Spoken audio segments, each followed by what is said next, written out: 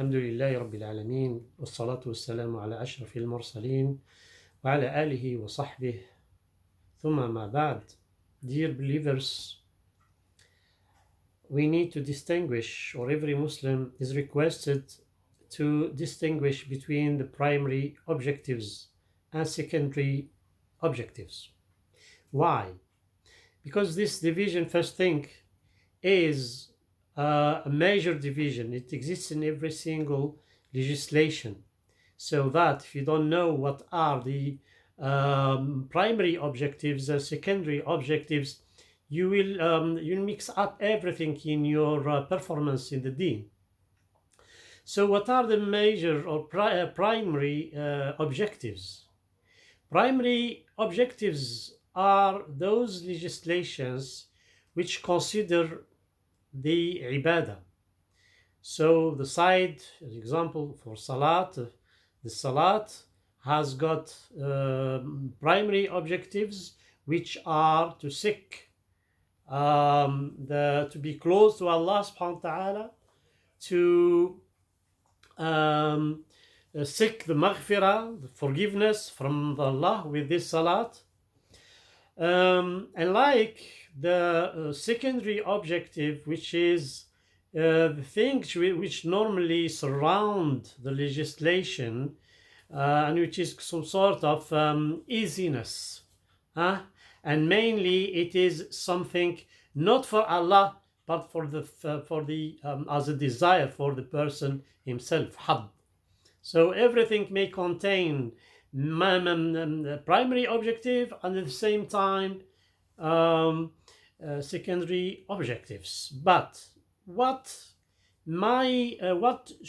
should I direct my objectives? To the primary objective or secondary objective? Of course, I need to seek the primary objectives. Why Allah subhanahu wa ta'ala has requested this?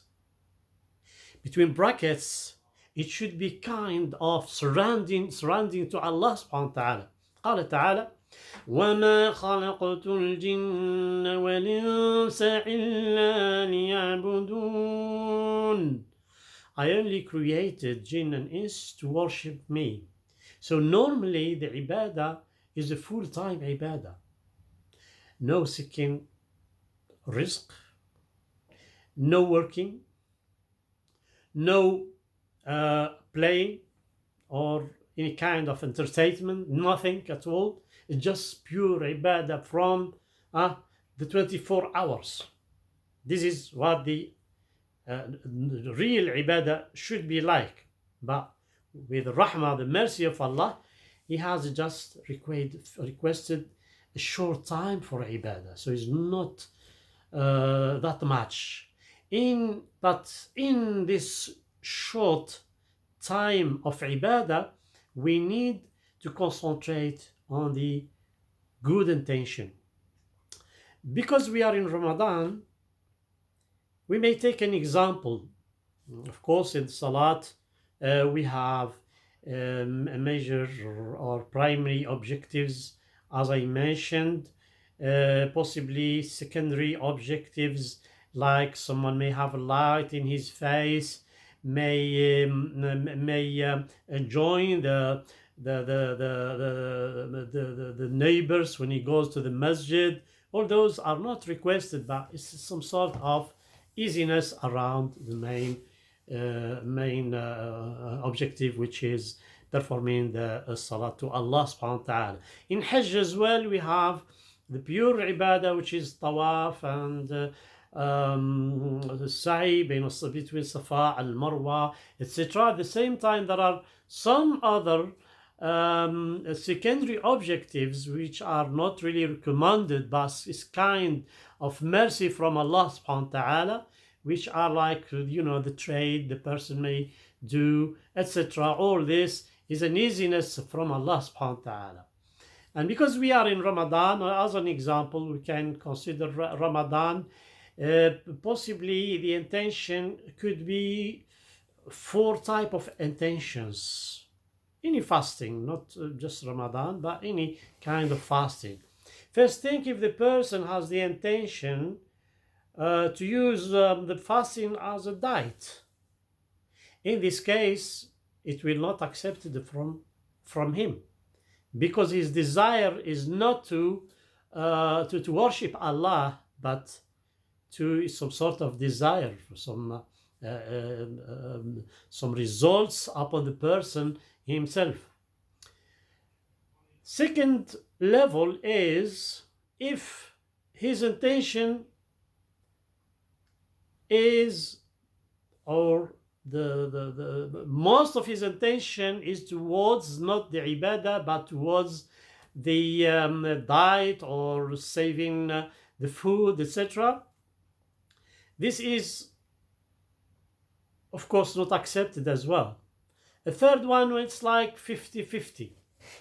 This one is not accepted as well, because Allah subhanahu wa ta'ala doesn't accept any good deeds in which there is a partnership in it. A third one, possibly when the person, his intention is tending to be for Allah, like 90%, 85% for Allah, but he's got some weak intention there for diet or saving time through not eating, or saving money or whatever. This will not, inshallah, affect. Majority of scholars see that's not affecting the siyam.